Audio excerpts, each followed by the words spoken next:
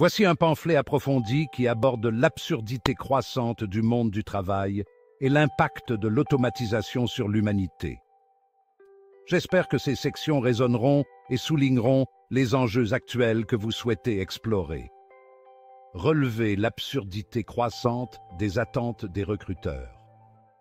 À l'ère des stages pour jeunes professionnels aguerris, le recrutement semble avoir délibérément érigé des barrières d'entrée aux débutants. Des entreprises qui jadis formaient, accompagnant les jeunes dans une montée en compétences progressives, demandent aujourd'hui des portfolios étoffés. Pourtant, la logique voudrait qu'un stage soit un espace d'apprentissage. Or, l'obsession pour les compétences préalables et les livres de projets transforment cette étape fondamentale de l'insertion en un cauchemar pour les jeunes. Il ne s'agit plus de soutenir des talents en devenir, mais de juger des portfolios avant même de découvrir la personne et sa capacité à évoluer. Les conséquences de ces pratiques sur les jeunes se manifestent dans une course effrénée pour paraître professionnel avant même d'avoir la chance de le devenir.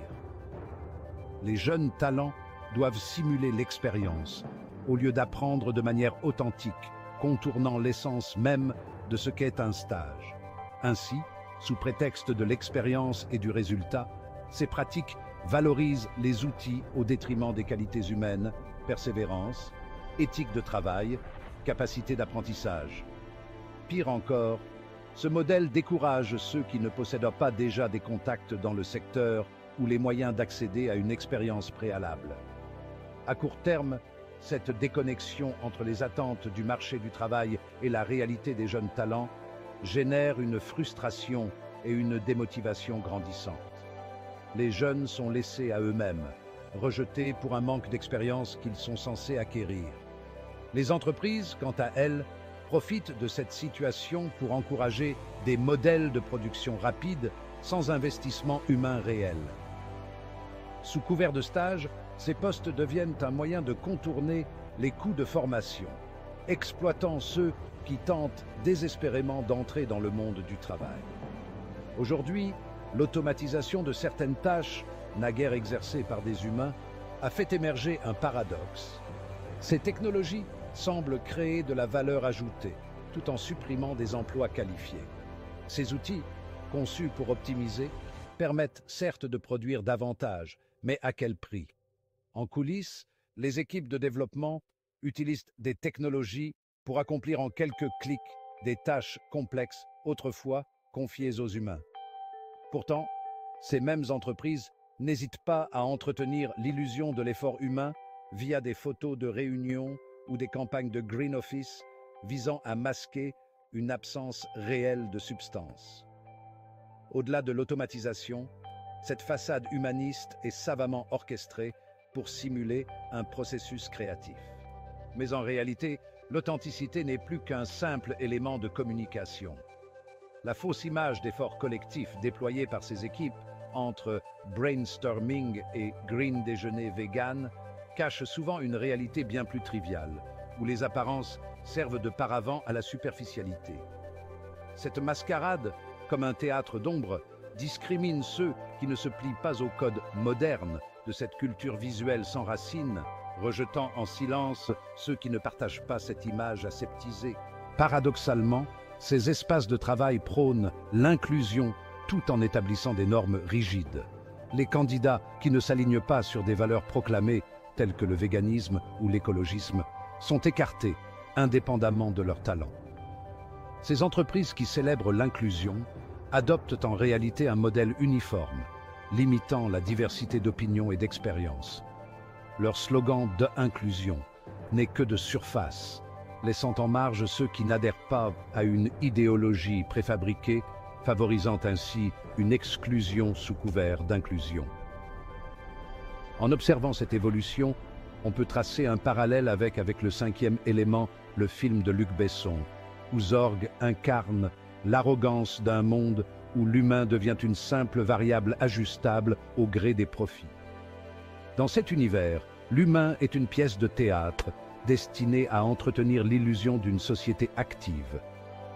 Mais le vrai progrès technologique, loin de nous libérer, réduit les êtres humains à des marionnettes dans un décor immobile, où chaque innovation supplante une nouvelle part de l'humain.